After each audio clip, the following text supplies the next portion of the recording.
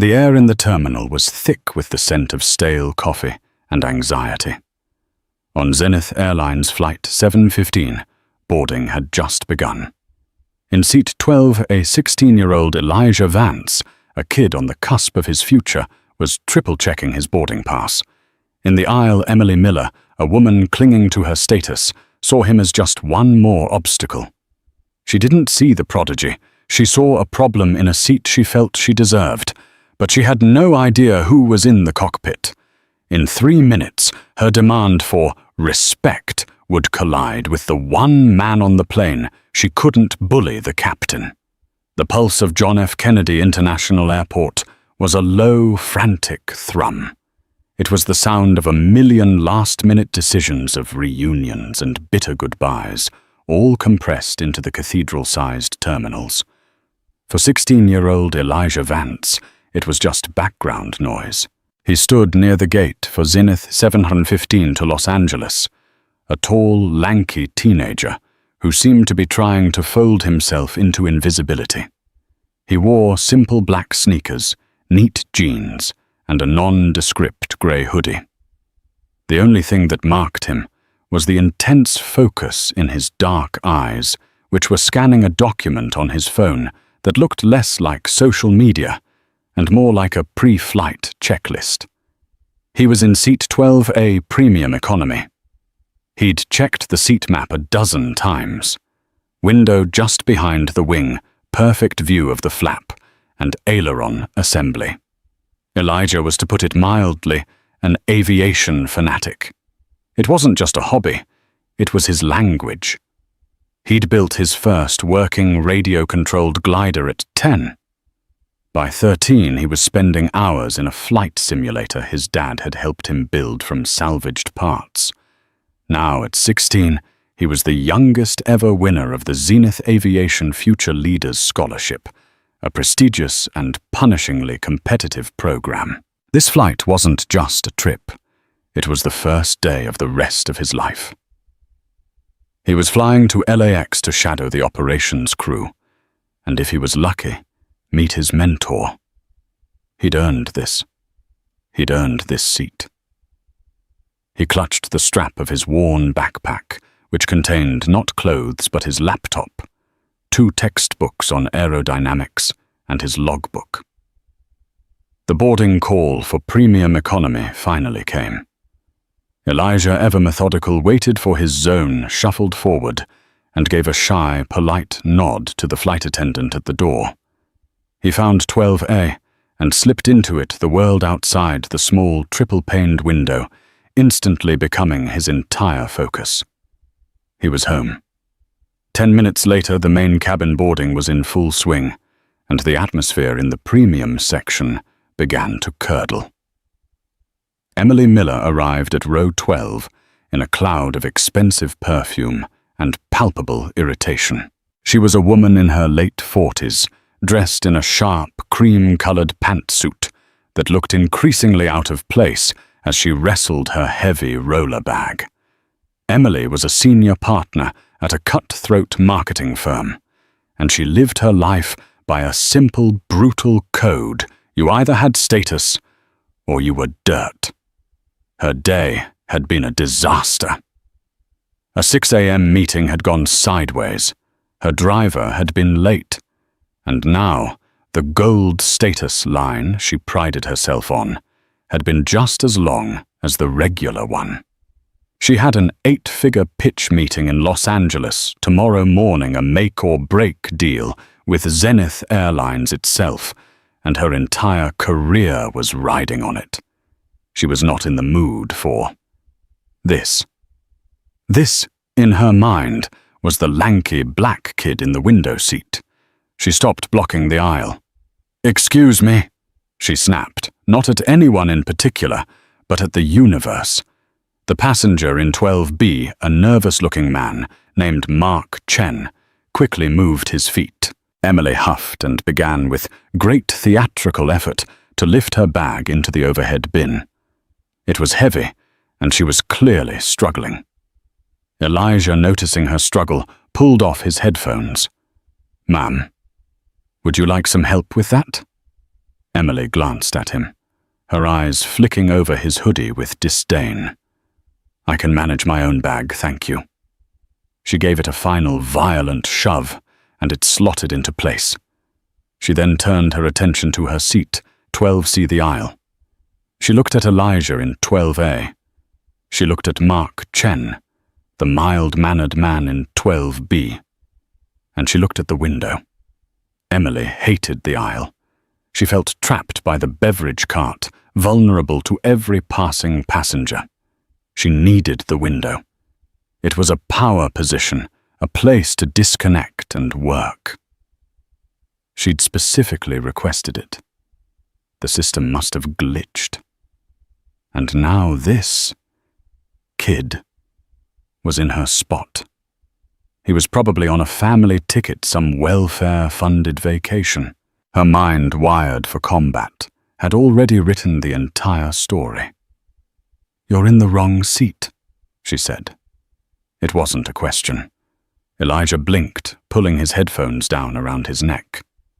"I'm sorry. The window seat," she said, pointing as if to a dog. "That's my seat. You need to move." Elijah, a stickler for rules, felt a small, cold knot of anxiety. He pulled out his phone, his boarding pass displayed on the screen. No, ma'am. It says 12A. See?" He politely angled the screen. Emily didn't even look at it. "The system is wrong. I am a gold status member, and I am always assigned a window seat. There's been a mistake and you're in it. Now move." Mark Chen, in the middle seat, 12B, began to look extremely uncomfortable. He was an accountant. He did not like conflict. He just wanted to read his Tom Clancy novel. "Ma'am?" Elijah said, his voice quiet but firm. "My pass says 12A. Your pass must be for 12C. That's the aisle seat." Emily's face, which had been merely annoyed, began to tighten. The mask was slipping. "Listen to me," she said, her voice dropping to a low, condescending hiss. "I have a multi-million-dollar presentation to prepare. I don't have time to argue with a child.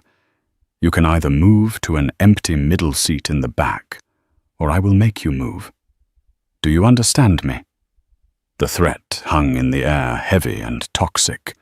Elijah's hands, which had been resting on his textbook, balled into fists. He knew this. This was the moment where he was expected to become small, to apologize for existing, to give in to the sheer crushing weight of an adult's baseless anger. "Ma'am," he said, and he hated the slight tremor in his voice. "I'm not moving. This is my assigned seat. I paid for this ticket." "Paid for it." Emily let out a short, sharp laugh that was more like a bark. "Oh, I doubt that. Now get up. I'm not going to ask you again." She wasn't asking. She was demanding, and the entire section of the plane was beginning to notice. The boarding process was like a river, and Emily Miller was a rock diverting the flow of passengers who now had to squeeze past her muttering apologies and casting annoyed glances. She was oblivious to them, her entire focus, all the day's pent-up frustration and entitlement, now laser-focused on the teenager in seat 12A.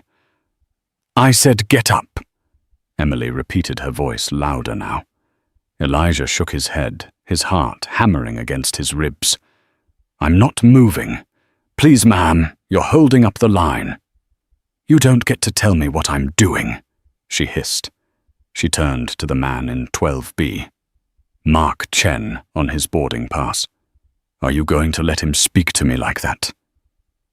"You—" She jabbed a finger at Mark. "Switch seats with him. You take the one in the back. I'll take the window.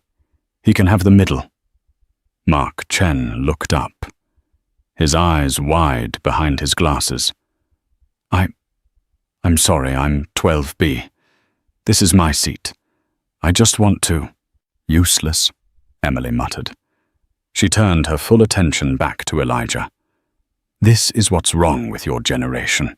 No respect, no decency. You just take. This seat, this premium section, it's for working people. People who've earned it. Not for kids on a handout. The words "people like you" were unsaid, but they hung in the air, thick and suffocating. Elijah's face, which had been pale with anxiety, flushed with a hot, slow-burning anger. "I did earn it," he said, his voice just above a whisper. "You don't know anything about me." "I know enough," Emily scoffed. "I know you're in my spot, and I know you're going to move." It was at this point that Maria Rodriguez, the flight attendant who had greeted Elijah so warmly, noticed the bottleneck.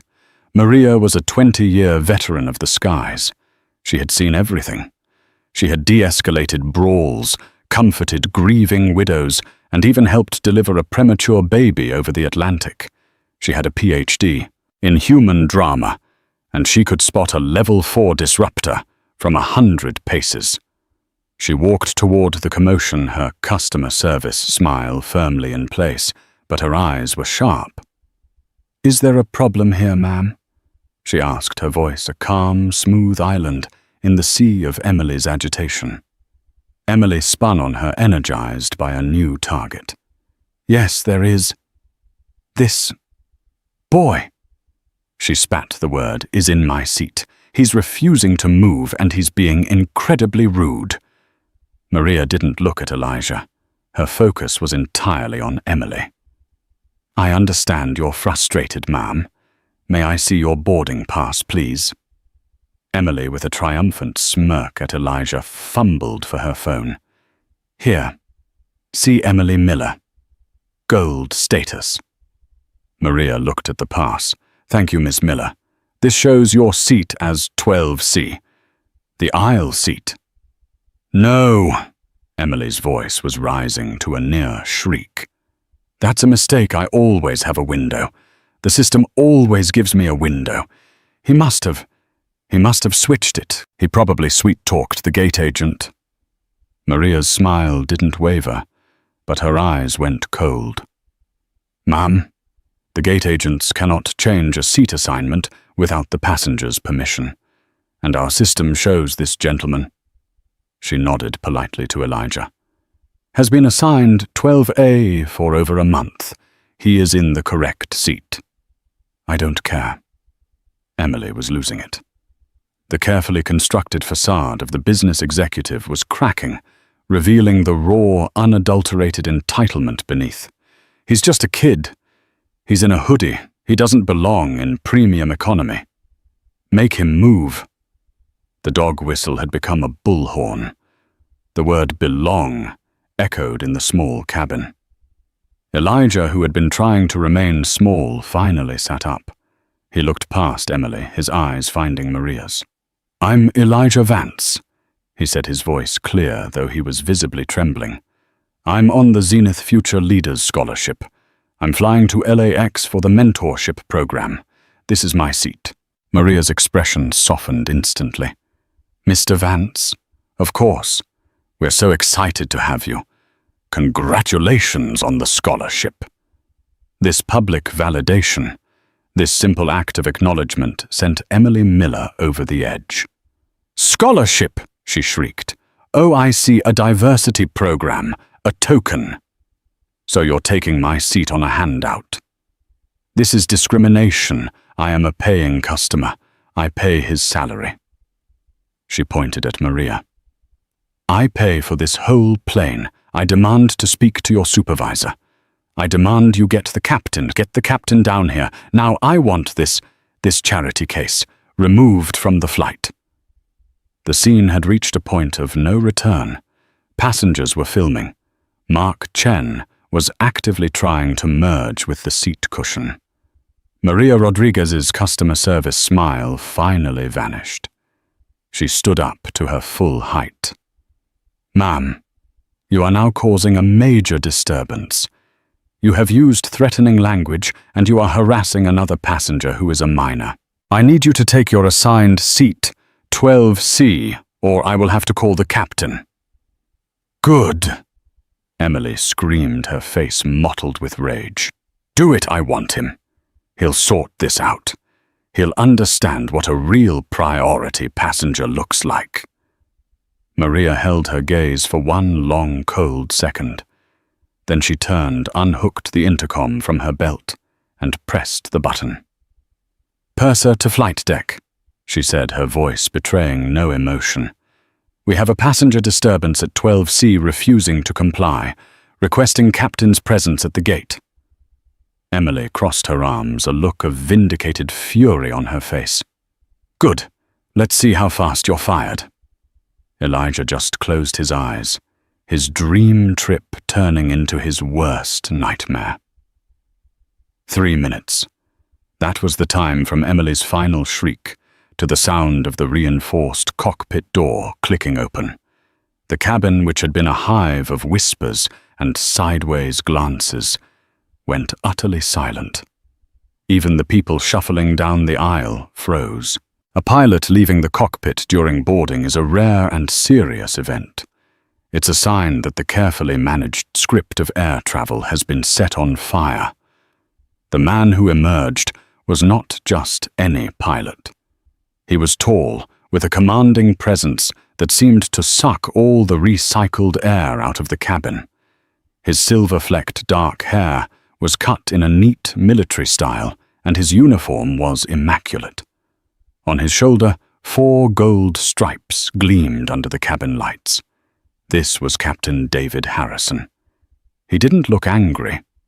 He looked precise. His eyes, a sharp, intelligent blue, swept the cabin, instantly assessing the bottleneck at row 12.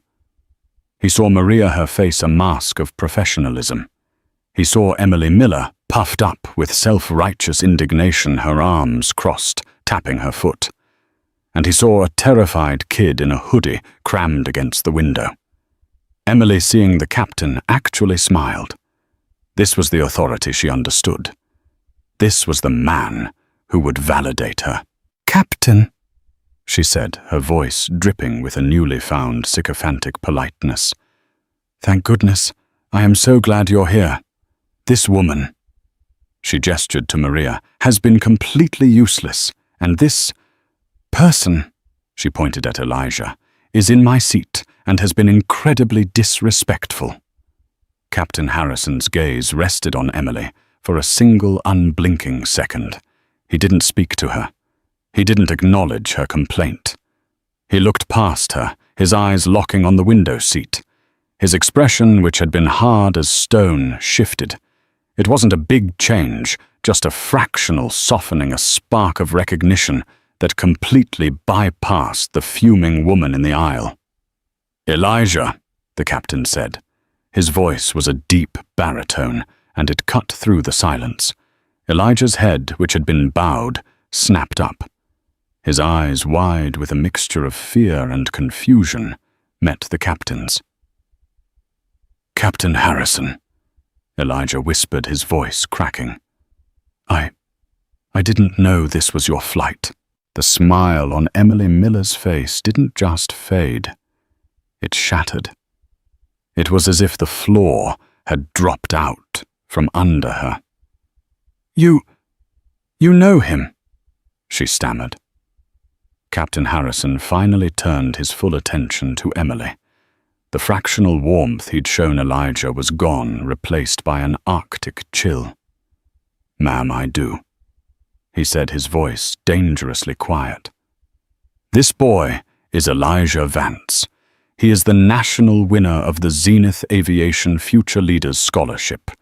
He is flying to Los Angeles to begin a mentorship program that I personally oversee."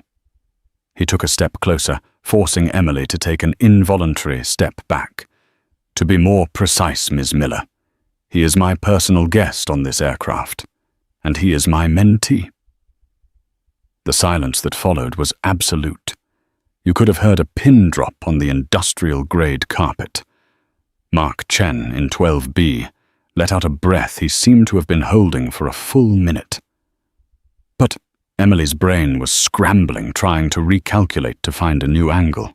But he didn't say anything, He shouldn't have to, ma'am, Captain Harrison said, his voice rising just enough to carry. He was in his assigned seat. He was bothering no one. You, on the other hand, have delayed the departure of this aircraft.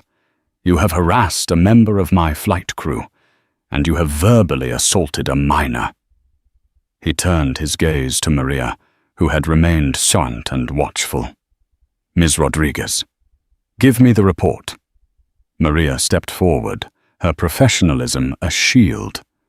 Captain, the passenger in 12C, Ms. Miller, refused to take her seat. She demanded passenger 12A, Mr. Vance, move. She accused him of being a charity case and a token. She said he didn't belong in this section. When I informed her Mr. Vance was in his correct seat, she demanded he be removed from the flight and called for you. Captain Harrison nodded slowly, his eyes never leaving Emily's. Heard, Maria. Thank you. He looked back at Emily. Her face was a mask of pale, horrified disbelief. Ms. Miller, the captain said, your behavior is in direct violation of Section 91.111 of the Federal Aviation Regulations, which prohibits interference with a flight crew. Your language and targeted harassment of another passenger also violate Zenith's code of conduct. A code, he added, that you as a gold status member explicitly agreed to. I was just... Emily was completely deflated, the righteous fury replaced by a desperate, panicked backpedaling. It was a misunderstanding. I'm just stressed. I have a very important meeting in LA. Very important. Your meeting, Captain Harrison said, is not my concern. The safety and security of my flight is, and right now you are the primary threat to that. He held up a hand. You have exactly 2 choices, Ms. Miller, and you will make one of them in the next 30 seconds. The entire cabin was now an audience. Phones were out, not just Mark Chen's, but a dozen others, all discreetly pointed toward the drama unfolding in row 12. Choice 1. Captain Harrison continued, his voice as steady as a gyro compass. You will take your assigned seat, 12C. You will put on your seatbelt. You will not speak to Mr. Vance. You will not speak to Mr. Chen. You will not speak to my flight crew unless it is a medical emergency. You will be for the next 5 hours and 30 minutes a model of perfect silent compliance. If you do this, I might be convinced to let this go with a formal written warning upon landing. That is option A. Emily Miller's eyes darted around. She saw the faces, the contempt, the pity, the sheer, unadulterated schadenfreude. To sit there for 5 hours in that aisle seat next to the very people she had just humiliated herself in front of, it was unthinkable. And option B, she whispered. Option B, the captain said, is that you will collect your ridiculous roller bag and you will deplane, right now. I will have you rebooked on the next available flight, which given the holiday weekend appears to be in 2 days. In a middle seat, in coach. Your gold status will not help you. Emily's jaw dropped. You can't. My meeting, it's with your company. I'm pitching to Zenith Marketing tomorrow morning. This finally got a reaction from the captain. He raised an eyebrow, and a look of dawning, terrible realization passed over his face. He seemed to be connecting a very important, and for Emily, a very fatal dot. You're with Miller Chase. He said the name, tasting like ash in his mouth. Yes, Emily cried, sensing a lifeline. Yes, with Robert Chase. We have an 8 a.m. with Mr. Abernathy. You have to let me fly. Robert he'll be furious. Captain Harrison stared at her for a long, cold moment. The entire plane waited. He was, she assumed, weighing the political implications. He was, she assumed, realizing he'd overplayed his hand, that he'd messed with someone important. "Ms. Miller," he said, his voice flat. "Your assumption that your meeting with our marketing department gives you authority on my aircraft is perhaps the most deluded thing I've heard all day. Your business in LA is your own. My business is this plane." He tapped his watch. 30 seconds is up. What is your choice? The reality hit Emily like a physical blow. There was no negotiation. There was no appeal to a higher authority. In this metal tube at 30,000 feet, or in this case at the gate, the captain's word was law. He was the higher authority. To leave meant career suicide. The Zenith account was her entire year. To stay meant 5 hours of the most profound humiliation she had ever experienced. She looked at Elijah. He was watching her, his face no longer scared but sad. He just looked disappointed. That more than the captain's anger broke her. "Fine," she spat the word full of venom. She grabbed her purse, shoved it under the seat in front of 12C, and collapsed into the aisle seat. Her face a thundercloud of rage. She violently snapped the seatbelt and clicked it shut, the sound echoing like a gunshot in the silent cabin. Captain Harrison nodded, satisfied. A wise choice. He turned to the cabin at large. "Ladies and gentlemen, thank you for your patience.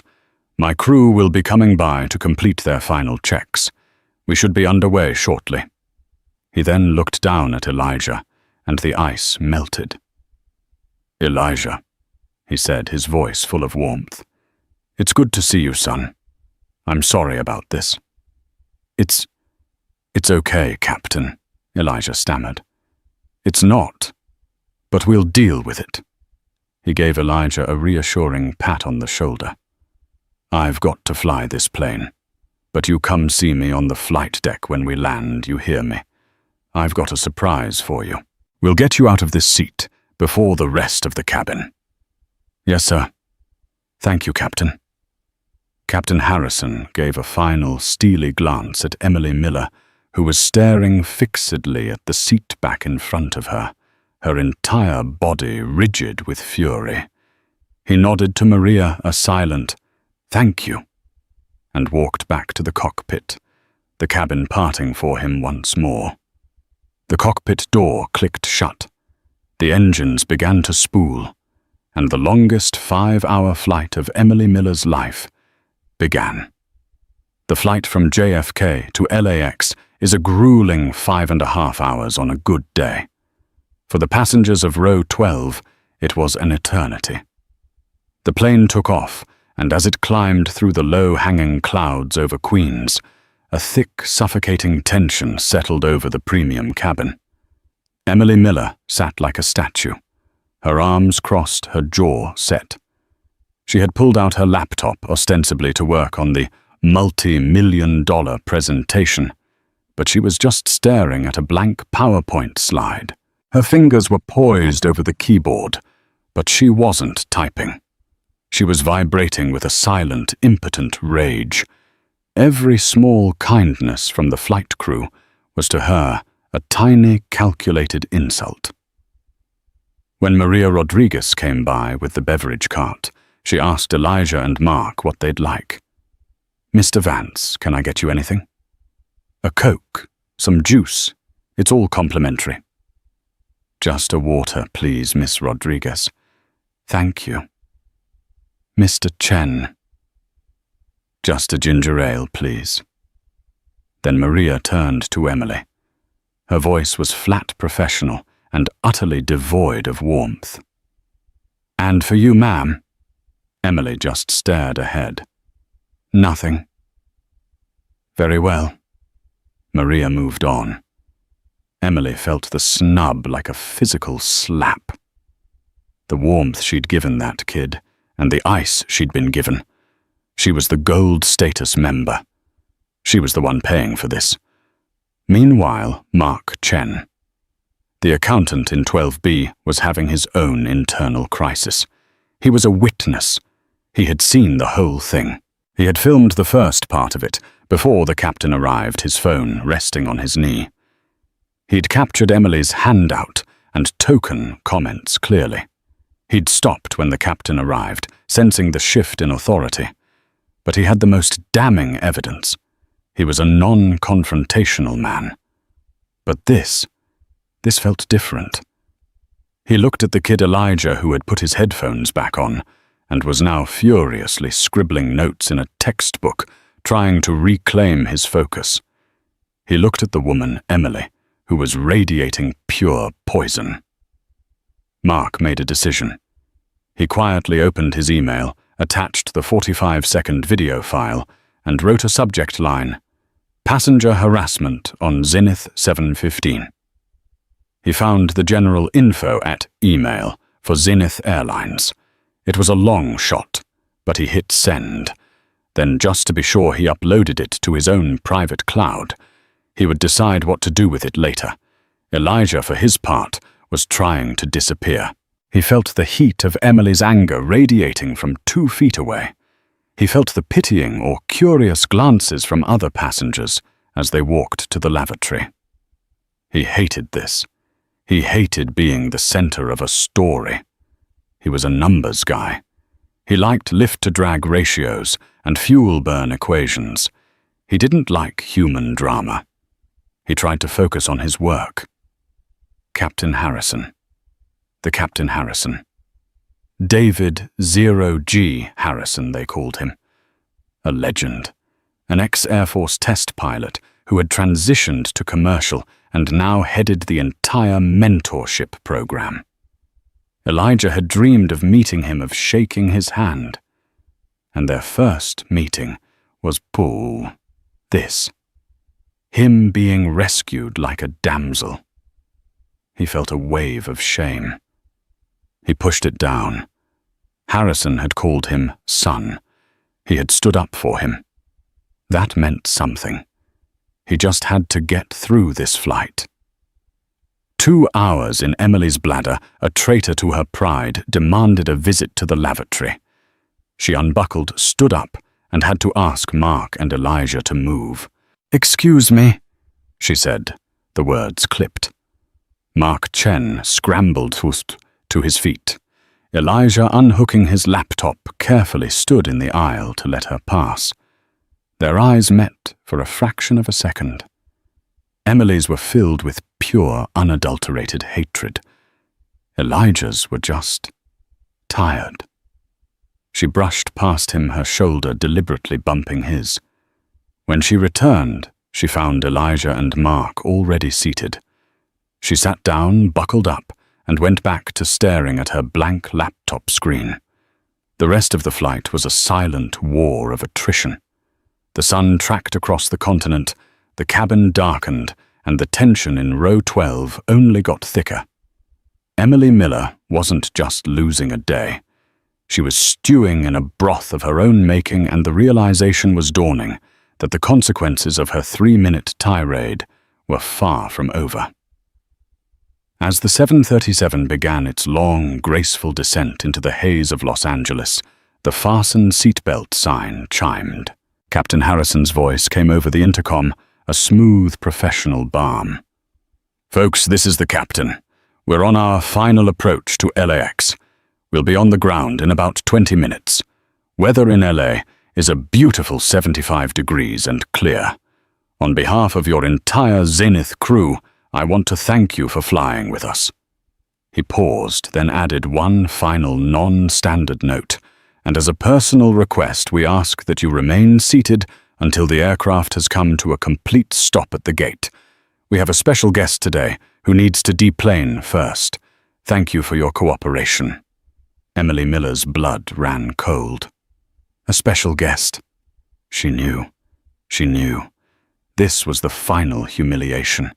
The plane landed smoothly, a greaser, as pilots called it, a signature Harrison landing. It taxied to the gate, and the engine spooled down. The ding of the seatbelt sign not turning off was the first clue. Maria Rodriguez's voice came over the PA. "Ladies and gentlemen, as the captain mentioned, we are letting a guest off first. Please remain in your seats." A moment later, Maria herself appeared at row 12. She smiled brightly at Elijah. "Mr. Vance, the captain is ready for you." Elijah gathered his backpack. He didn't look at Emily. He didn't look at Mark. He just slipped into the aisle. "Go on up to the flight deck," Maria said. "The door's unlocked." Elijah nodded, gave her a small, grateful smile, and walked the few steps to the front, disappearing into the cockpit. The entire plane watched him go. Emily's face was chalk white. This was it. The kid was getting a cockpit tour as a reward for her misunderstanding. The seatbelt sign finally turned off. The cabin erupted into the familiar chaos of deplaning, but Emily didn't move. She was in the aisle seat, but she let everyone in her row, everyone behind her, go. She was in no hurry. Her important meeting suddenly felt very, very far away. When she finally gathered her things and stepped into the jet bridge, she was expecting to just walk off, to go to the hotel, and try to salvage her career. She was not prepared for what was waiting at the end of the jet bridge. Standing there next to the gate agent were 2 LAX airport police officers and a stern-looking woman in a sharp Zenith Airlines business suit. The woman was holding a tablet. "Ms. Emily Miller?" the woman asked. Emily's stomach dropped. "Yes." "My name is Angela Jacobs," the woman said. "I'm the station manager for Zenith at LAX. Could you please step over here? We've received a report about an incident on your flight." The other passengers, the ones who had been in the premium cabin, were all slowing down, trying to watch. "A report?" Emily tried to bluster. "It was a misunderstanding. The captain, it was all sorted out." "On the contrary," Ms. Jacobs said, her voice like ice. "Captain Harrison filed his full report mid-flight, as did Miss Rodriguez, as did—" She glanced at her tablet, a Mr. Mark Chen in seat 12B, who was kind enough to include video. Emily's legs went weak. "Video.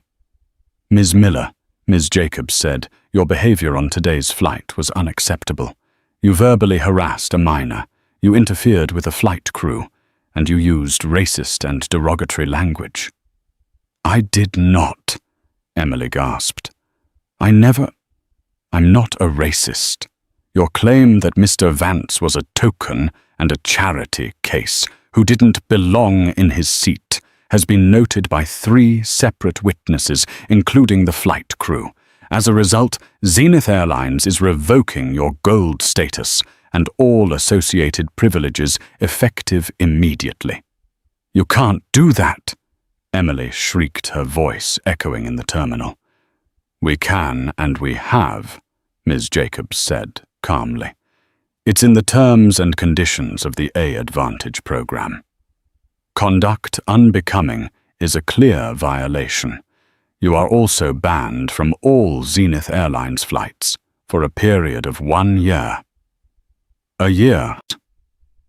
This was a nightmare. I have a meeting tomorrow with Mr. Abernathy." Ms. Jacobs actually winced. "Ah, yes, about that." The terminal was no longer just a backdrop. It was a theater, and Emily Miller was on stage involuntarily under the harshest of spotlights. Passengers from other gates were slowing down their curiosity, piqued by the official uniforms. The 2 LAX police officers stood impassively, hands on their belts, creating a silent, uncrossable perimeter.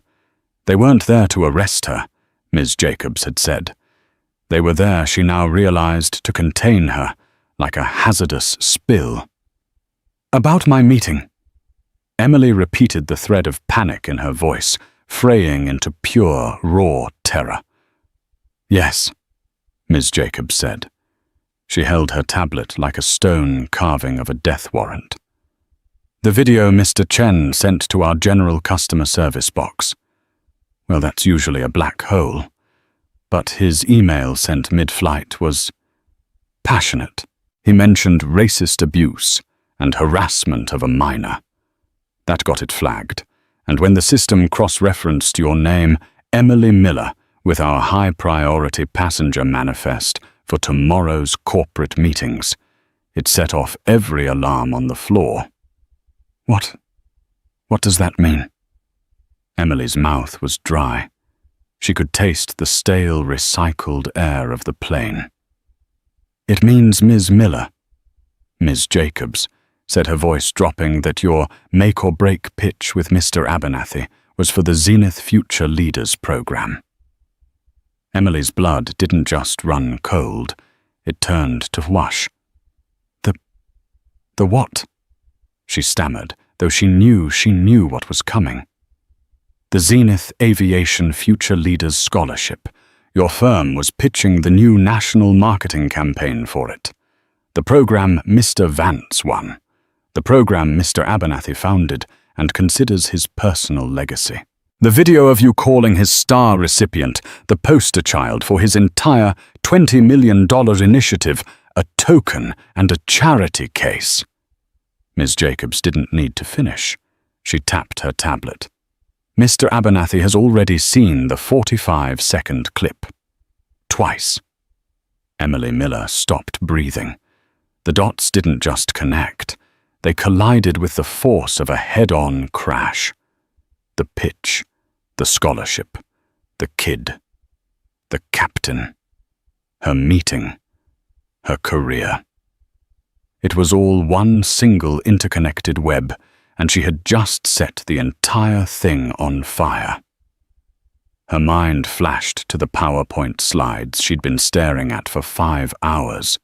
Slides full of smiling, diverse, young faces with taglines like, "Zenith lifting up the future." She was going to pitch that hours after being filmed, trying to tear down the very embodiment of it. "Oh no," she whispered, a sound of profound spiritual collapse. "Oh my God. No, no, no. Mr. Abernathy is protective as..." Jacob said, with the colossal understatement of a woman describing a grizzly bear as fuzzy. I can explain." Emily pleaded, her voice a reedy, desperate shriek. She looked at the police officers as if they could somehow save her. "It was the stress. I was having a terrible day. I didn't mean it.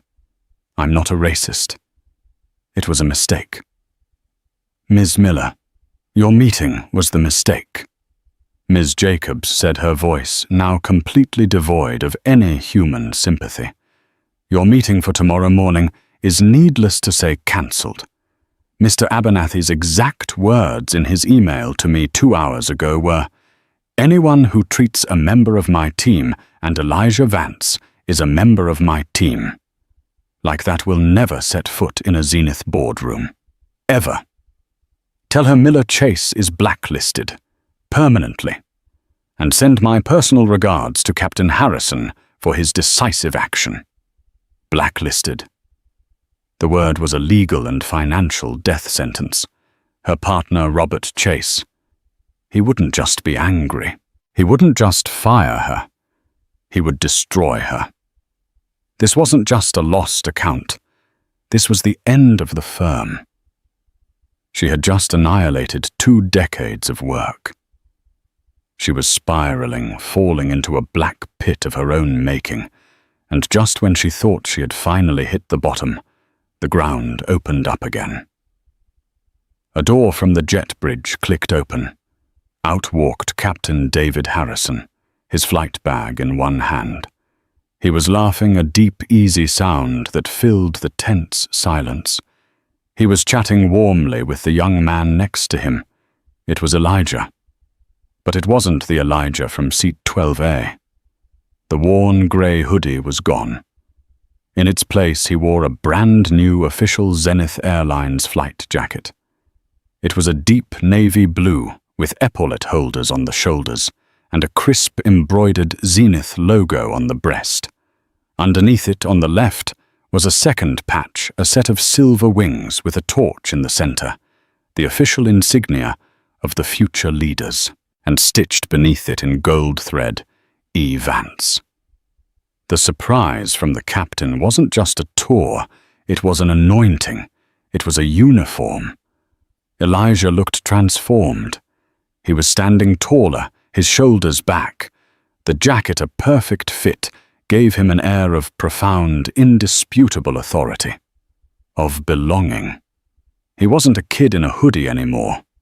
He was a member of the tribe, a future professional, a colleague. He was beaming, his earlier terror replaced by the pure, unadulterated joy of a kid who had just met his hero and been officially claimed by him. They both stopped when they saw the scene. The laughter died in Captain Harrison's throat. His eyes swept the tableau. Ms. Jacobs, the two police officers, and the utterly broken chalk-white woman in the cream pantsuit that now looked rumpled and pathetic. Elijah's smile faltered instantly. The joy drained from his face, replaced by that same profound sadness from the plane. He looked at Emily, and there was no triumph in his eyes, only a deep, painful pity. Captain Harrison's face, however, hardened into a mask of cold, righteous fury. He looked at Ms. Jacobs, who gave him a curt, professional nod, a silent, "It's done." He looked at Emily, who was now staring at him, her eyes wide with a desperate, silent, pleading horror. "Please," her expression begged, "help me. Say something. Fix this." Captain Harrison gave her nothing. No pity, no "I told you so." He just held her gaze for one long, devastating second, his contempt a palpable force. Then he deliberately turned his back on her. He put a firm, fatherly hand on Elijah Vance's shoulder on the new jacket. He steered him away from the wreckage toward the main terminal. As they walked past, brushing by the ruins of Emily Miller's life, Captain Harrison looked back at her one last time over his shoulder. "Ms. Jacobs," he said, his voice a commanding baritone that cut through the terminal buzz. "Thank you for handling this. I'll be filing the full FAA report from the hotel." "Miss Miller," he added, his voice dropping to an Arctic flatline, "I suggest you find another airline, permanently." He then turned his full, warm attention back to his young mentee, his voice loud enough for Emily and the surrounding passengers to hear clearly. "Come on, Elijah," he said, the warmth returning. "Don't let this ruin your night. Mr. Abernathy was so impressed with your composure, he's taking us both to dinner at Spargo. He wants to discuss fast-tracking your co-op program and getting you into a simulator by Christmas." They walked away. The seasoned veteran his duty done, and the young prodigy his future just beginning. Leaving Emily Miller alone to face the two police officers, her one-year ban, her blacklisted firm, and the immediate terrifying reality of her new life. The video Mark Chen had sent to a general customer service email was by sheer luck opened by a junior marketing associate. That associate, who had already seen the internal alert from Ms. Jacobs, knew exactly what he was looking at. He bypassed his immediate boss and sent it directly to Mr. Abernathy's team. But Mark Chen, feeling a surge of righteous indignation, hadn't stopped there. He'd also sent the 45-second clip to a major aviation news blogger he followed. The result was a digital explosion. Before Emily Miller's flight-delayed luggage had even hit the carousel, the video titled "Zenith Gold Status, Karen Attacks Teen Prodigy" was rocketing across the internet. By the time she was being led through the terminal by the LAX police, her face contorted in that mask of rage was already the lead story on Twitter's trending tab. The karma was not just hard, It was swift, total, and utterly devastating. Her phone, when she finally found a quiet corner in the baggage claim to turn it off airplane mode, didn't just vibrate, it screamed. It was a solid, unending buzz of notifications, a digital avalanche of hate. Hundreds of emails, texts, and social media tags. The clip was everywhere. CNN, Fox, MSNBC. They were all playing it on a loop with experts dissecting the moment.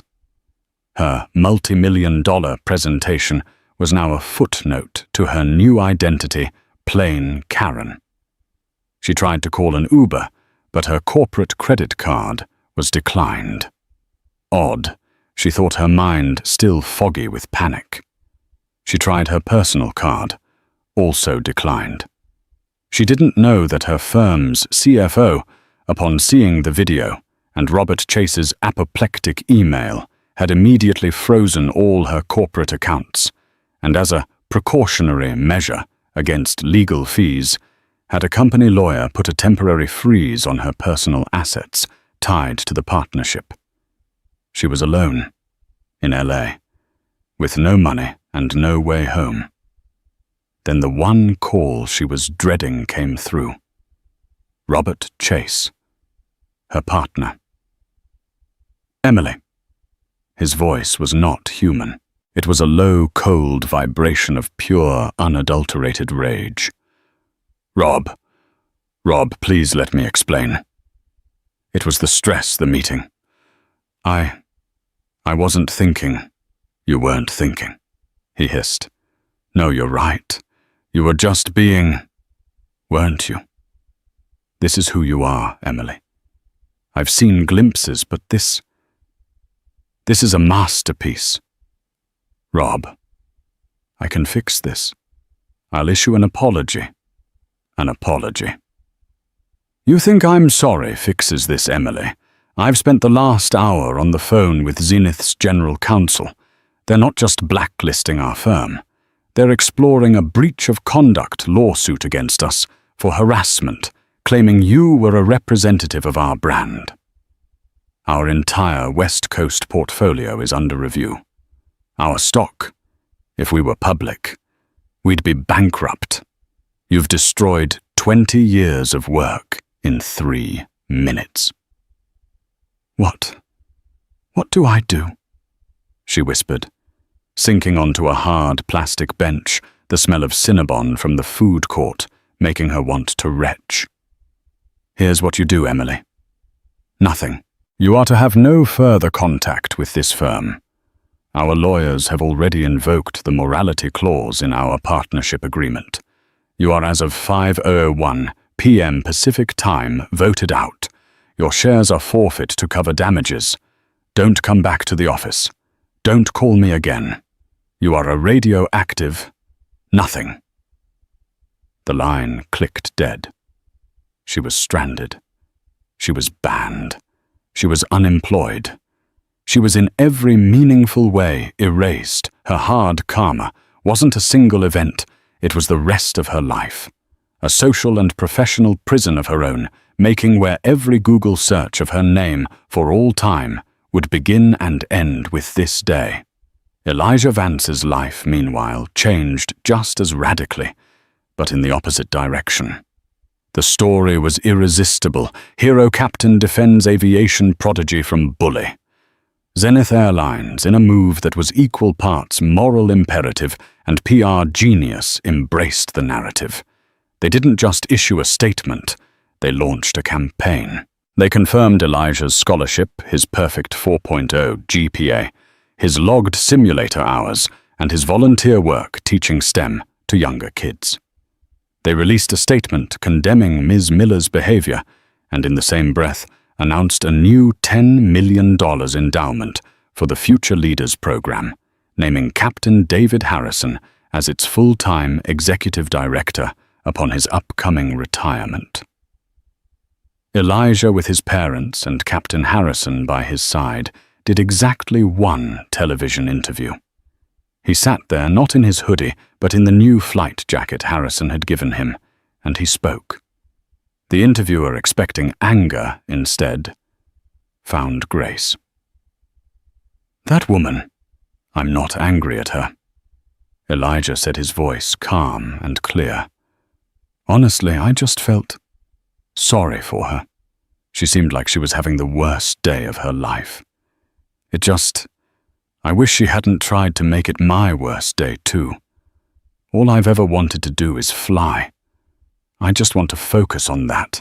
The quote, like the video of Emily, went viral, but for all the right reasons. Applications to the Future Leaders program surged by 500%. Mr. Abernathy, his passion project, now a global symbol of an inclusive future, personally saw to it that Elijah's path was cleared of all obstacles. The fast track was an understatement. It was a rocket launch. The flight deck of a Zenith 708-79 Dreamliner parked at the gate at LAX. The new plane smell was still present in the gleaming, silent cockpit, a technological marvel of glass screens and fly-by-wire controls. The pre-dawn light of the airport was a sea of blue and red lights. In the left seat, the captain's seat, sat David Harrison. His uniform was immaculate, but his tie was just a little loose. This was his last flight, his retirement trip, a long haul to Tokyo. In the right-hand seat, the co-pilot sat a young man. His face was calm, focused, and belonged to someone who had found their exact place in the universe. He moved with an economy of motion, his hands dancing over the control panels. "Pre-flight check complete. Flight plan loaded. FMC is green." "First officer." "Elijah Vance," said his voice now a deep, confident baritone. At 21, he was the youngest first officer to ever qualify for the 787er Prodigy, who had shattered every record in the program. "Good work, Elijah," Captain Harrison said, his voice thick with a genuine fatherly pride. "Weather looks clear all the way to the international dateline. Smooth ride for my last hurrah, eh?" "I wouldn't have it any other way, Captain." Elijah smiled. "Though I'm pretty sure I'm doing all the flying. You're just here for the snacks." Harrison chuckled. "Watch it, kid, or I'll make you do the 4 a.m. pre-check in the rain one last time." He leaned back, the moment of levity passing, and looked at the young man he now considered a second son. "You know, Elijah," he said quietly, "I've been thinking about that day at JFK. A lot. This whole program. It's been the best part of my career. Better than the test pilot days. Better than my first command.